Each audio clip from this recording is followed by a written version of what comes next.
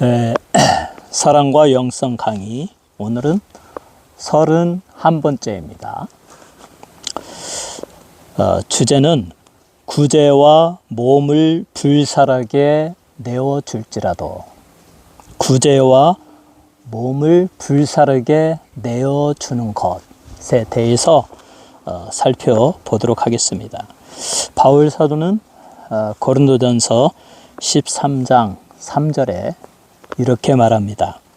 내가 내게 있는 모든 것으로 구제하고 또 내 몸을 불사르게 내어줄지라도 사랑이 없으면 내게 아무 유익이 없느니라.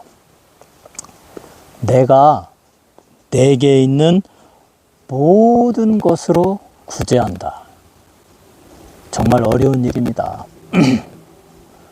내 집도 팔고 차도 팔고 다 팔아서 어려운 사람을 돕는 일에 다 사용한다.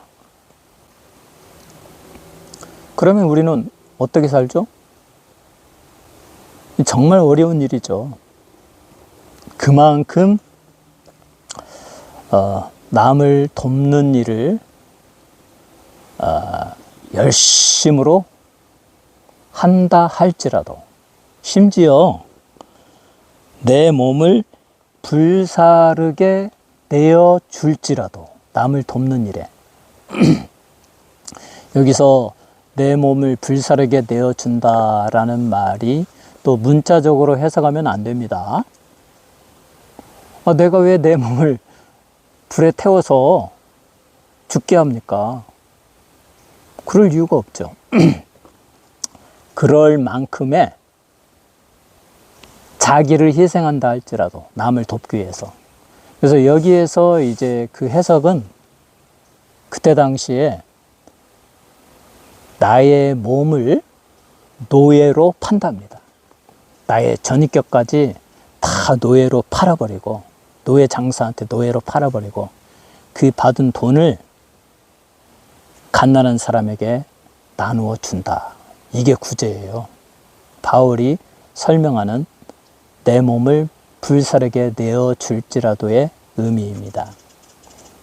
그러니까 나라는 건 없죠. 나의 가진 모든 것 가난한 자에게 주고 내 몸까지도 다 팔아서 갓난한 자를 도와주고 구제를 한다. 설령 그렇게 할지라도, 이 조건이죠. 그러니까 그럴 가능성은 없다는 거예요. 하나의 그 if죠, if. 고린도 교인들이 그렇게 하지도 않았을 뿐만 아니라 또 할 능력도 없죠. 그렇기 때문에 조건을 들여서 설령 그렇게 가지고 있는 모든 것으로 구제하고 심지어 너의 전인격까지 다 팔아서 갓난한 사람들을 도와준다 할지라도 거기에 사랑이 없다면, 그러니까 그 동기가 중요한 거죠. 내가 하나님으로부터 받아서 하나님의 사랑을 깨닫고 그 사랑이 넘쳐서 한 영혼을 사랑하기 때문에 그 사랑하는 사람을 위해서 내 가지고 있는 거 다 바치고 내 몸까지 불태우게 내어줄 정도로 팔아서 그 사람을 도와주면 그건 어마어마한 일이고, 그 나의 희생은 무한한 그 결실물을 얻죠. 첫째는 하나님께 영광이요, 그 영혼이 구원함을 얻고 위대한 하나님의 사랑이 사람들에게 알려지게 하는 거죠. 그 동기가 사랑이었기 때문에. 그런데 그 동기가 사랑이 아니고 사랑이 없다면, 그래서 뭐 인류의 필안트로피, 그 박애, 그 인간의 그 사랑, 그냥 남을 돕고자 하는 어떤 그런 거, 또 그냥 뭐 사회봉사 이런 차원에서 또 나는 그 윤리적으로 아주 뛰어난 사람이야, 나는 많은 선한 일을 많이 했어, 그러한 의미에서 구제를 하고 내 몸을 불살에게 내어준다면 내게 아무 유익이 없다. 거기에서 얻을 수 있는 것은 아무것도 없다는 것을 우리에게 말씀해 주고 있습니다. 그러므로 바울 사도는 조건절을 사용하여서 너희가 전혀 구제하지도 않았지. 너희가 그렇게 사랑으로 행하지도 않았지. 그렇지만 설령 조건절로 너희가 모든 것으로 남을 구제하고 또 너희 몸을 불태우게 내어 줄지라도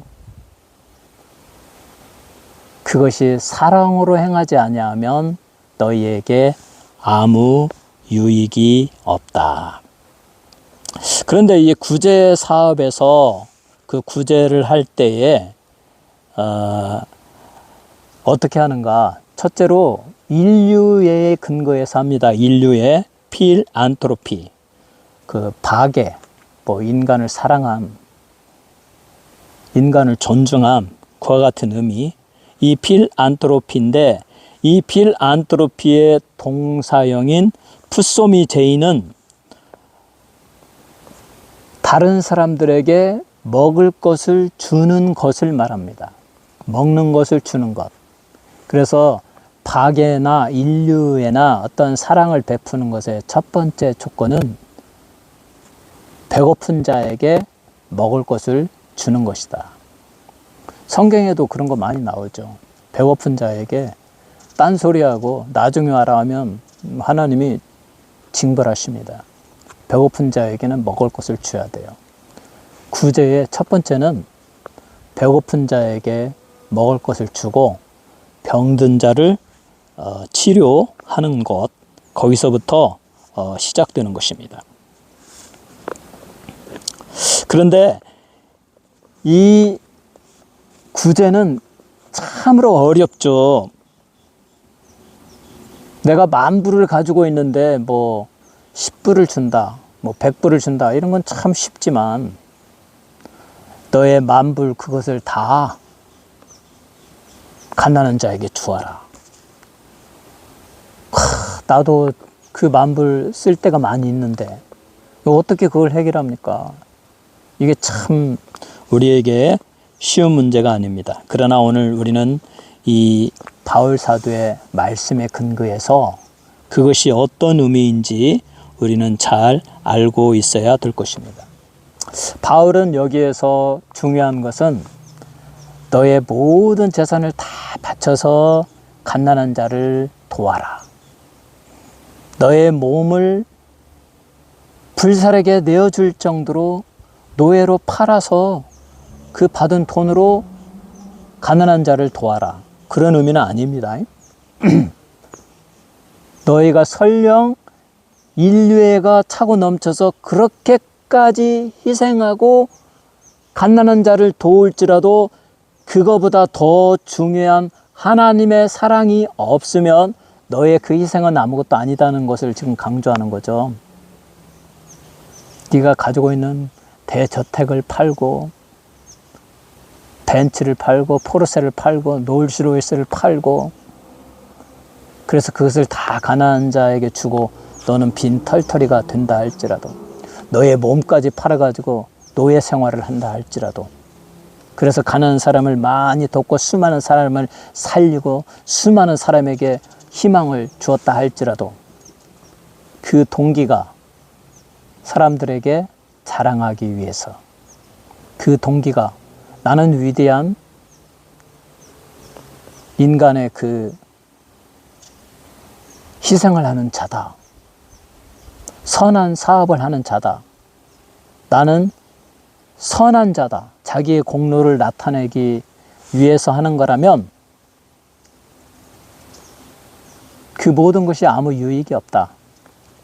그래서 우리 이 구제하는 것, 또 선한 일에 도네이션 하는 것, 아프리카에 우물을 파게 하거나 또 아프리카의 가난한 자를 돕기 위해서 많은 그 선교 단체가 일을 하고 있지 않습니까? 그런데 그 일을 추진하는 선교 단체의 관리자들이나 또 그들의 동조에서 우리도 같이 참여하고 헌금을 하고 하는 그 정신에 있어서 오늘 우리는 이 바울 사도가 주는 메시지를 잘 깨달아야 됩니다. 우리 하나님의 사랑에 근거해서 사랑 때문에 그런 일을 해야 돼요. 바울 사도가 구제를 하면서 또 자기 몸을 불살에게 내어줄지라도 말하면서 사랑을 근거로 하는 그 사랑의 모델은 예수 그리스도이십니다. 예수 그리스도는 하나님과 동등됨을 취하지 아니하고 자기를 낮추셨고 자기의 몸을 십자가에서 희생하셨고 죄인들을 위하여 주셨습니다. 그게 바로 이제 자기 몸을 불태우게 내어주는 거죠. 예수님은 실제로 실행하셨죠. 인간을 사랑하기 때문에 한 영혼의 소중함을 알고 저들을 위하여 저 죄인인 인간의 영혼의 죄악을 내가 피를 흘려서 다 씻어주고 내가 저들의 죄를 대신 짊어지고 우리의 아버지 앞에 거룩하신 하나님 앞에 속죄의 제물로 화목제물로 제사를 드려서 우리 하나님이 연락하시면 나를 믿는 자들의 죄가 다 사하여지고 우리 하나님이 위로부터 부어주시는 성령으로 저들의 마음이 충만하고 영원히 살아나고 하나님의 사랑으로 충만해지고 저 영원한 천국에서 영원히 살게 되는 그 소망을 볼 때 그것을 생각할 때 예수님은 기쁘시죠. 이게 우리 주님의 사랑이죠. 그래서 구제는 그렇게 해야 된다. 사랑하는 마음으로. 우리 주님은 우리의 영혼을 사랑하셨습니다. 여러분의 영혼을 사랑하셨습니다. 그래서 천국에서는 죄인인 한 사람이 회개하고 돌아오는 것을 그 누구보다도 더 기뻐한다. 의인들 99보다도 더 기뻐한다라고 말하고 있지 않습니까? 하나님은 사랑이시고 예수 그리스도 사랑이시고 한 영혼을 사랑하시고 그 영혼을 행복하게 하기 위해서 십자가를 지셨어요. 고난을 당하셨어요. 이 예수 그리스도의 십자가의 희생의 모델을 근거로 해서 바울 사도도 말하는 것입니다. 너의 모든 것으로 구제하고 너의 몸을 불사르게 내어줄지라도 우리 주님이 우리를 사랑하셔서 자기 몸을 버리시고 십자가에서 피 흘려 돌아가시고 희생의 사랑의 모범을 보여준 것처럼 그러한 사랑이 없다면 아무 유익이 없다. 오직 하나님의 사랑에 근거해서 우리가 가난한 자를 도와야 되고 다른 사람을 위해서 희생해야 한다라는 것을 우리에게 말해주고 있습니다. 이렇게 그래서 이 고댓이라는 학자는 사랑은 사랑에 의하여 고무되어진 것만을 받아들인다라고 했습니다. 우리가 구제할 때 사랑이 있는지 없는지 다 아는 거죠. 그냥 형식적으로 그냥 있는 자가 없는 자에게 그냥 나눠주는 것과 정말 그 영혼을 사랑해서 그 영혼이 먼저 예수 믿고 구원받기를 바라는 마음으로 우리 주님의 사랑으로 그 영혼을 사랑하여서 그에게 구제하고 돈을 주고 먹을 것을 주는 것은 분명히 받는 사람이 다 느끼는 겁니다. 어떤 사람은 어떤 사랑이 없을 때에는 도움을 받아도 기분이 괜히 찝찝하고 좋지 않을 때도 있어요. 그러나 하나님을 사랑하는 성도가 우리 주 예수 그리스도의 사랑의 마음으로 상대방을 진실로 사랑하며 도움을 줄 때 그 사람의 마음은 편안하고 우리 하나님의 사랑이 느껴지고 그리고 그 도움을 준 그 도움이 그것은 우리 주 예수 그리스도에게 한 것과 같다. 예수 그리스도는 자신과 가난한 자를 동일시하지 않았습니까? 천국에 가는데 가기 직전에 우리 주님이 왼쪽과 오른쪽으로 분리를 하잖아요. 그래서 막 이 세상에서 주여 주여 기도도 많이 하고 막 선한 일도 많이 하고 봉사도 많이 하고 선교도 많이 한 사람들에게 너는 왼쪽에 가 있으라. 반면에 이름 없이 그냥 빛도 없이 주님 섬기며 부족함을 깨닫고 항상 눈물 흘리면서 예수를 믿은 무명인에게 야 너는 오른쪽에 가 있어라. 그리고 얘들아 오른쪽에 있는 자들아 다 천국에 가자. 너희에게는 하나님의 축복이 임한다. 그러니까 왼쪽에 있는 막 선지자여 주의 종이요 막 엄청난 일을 했던 사람들이 아니 우리는 왜 왼쪽에 있습니까? 왜 천국에 못 갑니까? 그때 우리 주님이 말씀하셨죠. 내가 감옥에 있을 때 너희가 나를 돌보지 아니했고 내가 목이 마를 때 물을 주지 아니했고 내가 힘들고 어려울 때 나를 돌보지 아니했다. 나에게 전혀 도움을 주지 아니했지 않느냐. 그러면서 또 오른쪽에 있는 자들에게는 아우 주님 저희는 왜 이렇게 우리 주님이 복을 주시고 우리를 천국으로 가게 하십니까? 야 너희가 내가 힘들고 괴로울 때 나와 함께하고 내게 먹을 것을 주었고 내게 물을 마시게 했고 내가 감옥에 갇혔을 때 나를 돌아보고 그랬잖아. 그러니까 이 오른쪽에 있는 사람들이 주님 무슨 말씀입니까? 저희는 그렇게 한 적이 없는데 저 기억이 전혀 없는데요. 그때 예수님이 하시는 말씀 소자에게 한 것이 곧 나에게 한 것이라. 네가 작은 사람에게 물 한 그릇 주고 사랑을 베풀어주고 아침에 너에게 도움을 요구하는 자에게 밥 한 끼 사주고 그러한 것들이 다 나에게 한 것이다. 그리고 왼쪽에 있는 자들에게 너희는 그러한 자들을 다 무시했잖아. 하나님의 일을 한다고 하면서 막 크게 막 대접받고 하면서 떠들고 하면서 정작 가난하고 힘들고 아무 능력이 없는 자 무시했잖아. 그런 사람 교회에서도 무시당하면요 그런 목사는 똑같습니다. 저 사람은 돈이 많고 유능하니까 마음에 품고 잘하고 그냥 힘없고 약한 자는 무시하고자 하는 마음이 있으면 그게 거짓 선지자예요. 주님은 정확하게 판단하십니다. 그래서 이렇게 그 동기가 사랑에 근거해서 다른 사람을 도와야 되고 선한 일을 해야 되고 교회의 일을 해야 된다. 교회의 권력의 힘에 의해서 재력의 힘에 의해서 어떤 사람은 더 존중하고 지켜주고 어떤 사람은 무시하고 그러면 안 되죠. 설령 그런 구조에 있고 그게 필요하다 할지라도 약하고 병든 사람을 목사는 항상 마음에 간직하고 위에서 기도하고 신경 쓰고 해야 될 것입니다. 그럴 때 우리의 주님은 네가 내가 굶주릴 때 먹을 것을 주었고 내가 배고플 때 먹을 것을 주었고 내가 목마를 때 물을 주었지. 사랑하는 나의 제자들아 나와 함께 천국에 가자. 그렇게 하실 것입니다. 그래서 이제 이 고린도전서 13장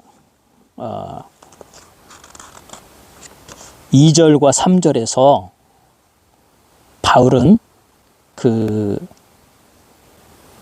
불사르게 내어줄지라도 내게 있는 모든 것으로 구제할지라도 라는 이 조건절과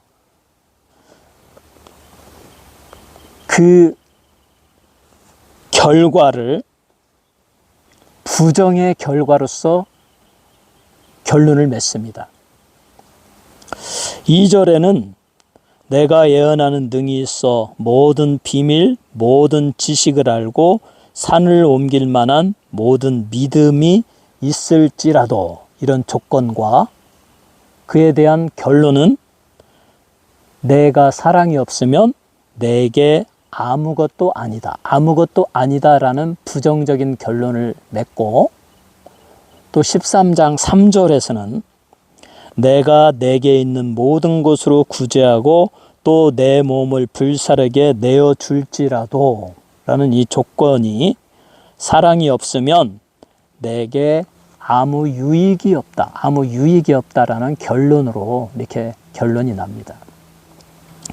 예언하는 능력, 모든 비밀, 모든 지식, 산을 옮길 만한 모든 믿음이 있어도 사랑이 없으면 아무것도 아니고, 결론이 내가 내게 있는 모든 것으로 구제하고 심지어 내 몸을 불사르게 노예로 팔아서 가난한 자들에게 주고 먹이고 그들을 축복한다 할지라도 사랑이 없으면 내게 아무 유익이 없다. 사랑이 엄청난 겁니다. 그래서 이 구제에 있어서는 그 구제의 원인, 희생의 동기가 아주 중요하다는 겁니다. 사랑이 없이 자기를 나타내기 위한 거라면, 또 자기가 칭찬받기 위한 것이라면 그것은 아무 유익이 없다라는 것입니다. 이 3절에 내게 아무 유익이 없다. 내가 가지고 있는 모든 것으로 구제하고 나의 몸을 불사르게 내어줄지라도 사랑이 없으면 내게 아무 유익이 없다라고 하는 이 내게 아무 유익이 없느니라의 헬라어의 의미는 나는 가치의 어떤 것도 얻지 못했다. 나는 전혀 어떤 가치도 창출해내지 못했다. 내가 가지고 있는 모든 것으로 구제했는데 내 몸까지 팔아서 헌신하며 그것으로 남을 섬기는데 헌신했는데 거기에서 아무런 가치를 생성하지 못한다. 하나님께 인정하지 못하고 아무 것도 얻은 것이 없다. 이렇게 된다는 거죠. 어떠할 때? 사랑이 없을 때. 그러니까 이 사랑은 정말 너무 위대하고요. 우리가 행하는 모든 일은 다 사랑으로 해야 돼요. 한 영혼을 살리고 우리 하나님을 사랑하고 또 인류를 구원받게 하기 위해서 우리가 희생하고 복음을 전하고 매일 살아가는 모든 일에 하나님의 사랑이 먼저 전제가 되어져야 됩니다. 이 하나님의 사랑을 전제로 하지 않고 인간의 지식과 인간의 노력과 인간의 그 권력과 교만과 이러한 것들로 하는 것은 뭡니까? 아무런 유익이 없다. 또 뭐 은사적인 의미에서 뭐 예언의 은사, 방언의 은사, 믿음의 은사, 뭐 지식의 은사, 지혜의 은사, 뭐 이 세상에서 막 사람들을 죽이고 살리고 막 사람들에게 막 위대한 일을 행하는 은사가 있다 할지라도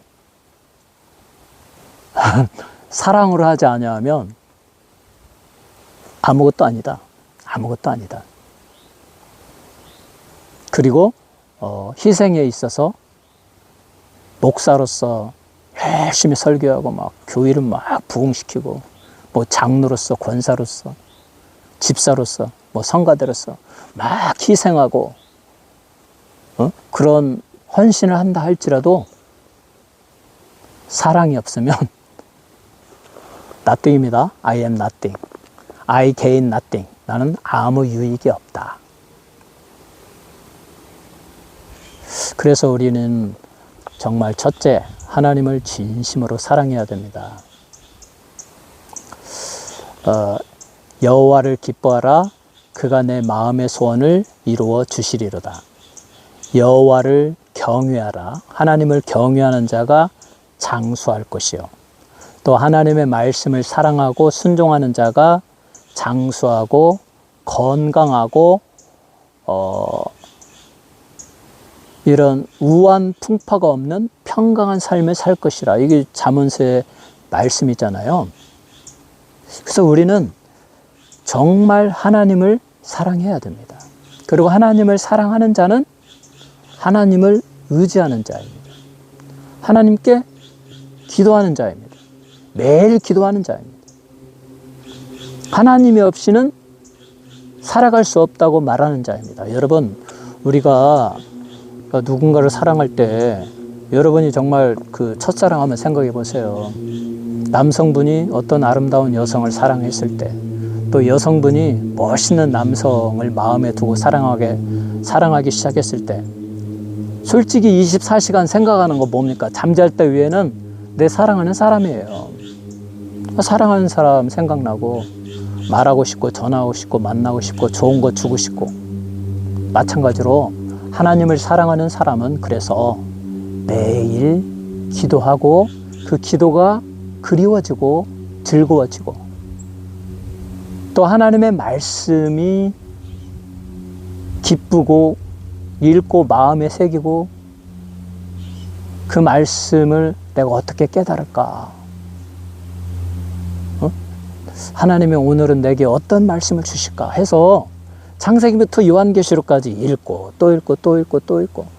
그래서 성경 내용이 많은 게 좋더라고요. 구절이 많은 게 좋아. 왜냐하면 읽어도 다 기억할 수 없고 다 알 수가 없어. 그러니까 계속 읽으면 좋아. 새로우니까. 맨날 똑같은 거 막 내 머릿속에 돌아가면 좀 신선함이 없을 텐데, 항상 읽어도 신선하고 좋아요. 어떤 때는 정말 막 1시간을 읽었는데 별로 깨달은 거 없을 때도 있어요. 그래도 좋아. 또 읽고 또 읽고. 이렇게 우리 하나님을 사랑하는 사람은 기도하는 사람입니다. 그리고 하나님의 말씀을 읽고 사랑하고 마음에 간직하는 자입니다. 그리고 열심히 기도해서 성령으로 충만하고 성령의 능력을 받아서 우리가 이 땅에서 봉사하고 또 선을 행하고 또 가난한 자 구제를 하고 할 때 다 하나님의 사랑에 근거해서 겸손히 그러한 선을 행함으로 하나님의 영광이 드러나고, 그 선을 받는 그 대상자들에게도 그 영혼이 살아나고 구원이 임하게 되는 그 놀라운 축복이 있게 됩니다. 그러므로 우리는 하나님의 사랑을 잘 알아야 돼요. 그래서 이제 다음에는 그 사랑이 없으면 어떠한가에 대해서 말하고, 그 다음부터는 이제 고린도전서 13장 4절부터 나오는 15개의 사랑의 동사.